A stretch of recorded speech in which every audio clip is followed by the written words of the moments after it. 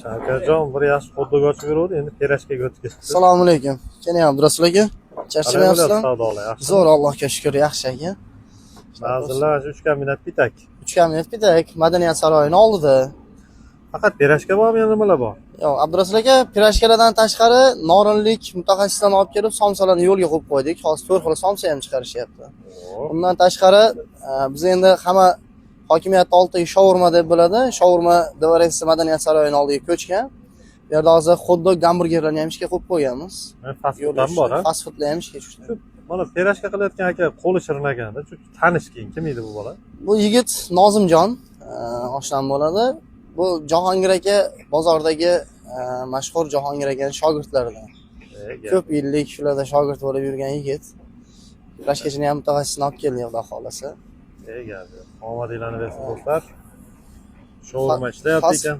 Shaurmada yangiliklar bor, xudo xolasa. Gamburgerlarni ham, hot-doglarni ham narxini ham hamyonbop, ham sifatli qilib 10 ming so'mdan qilib qo'yganmiz.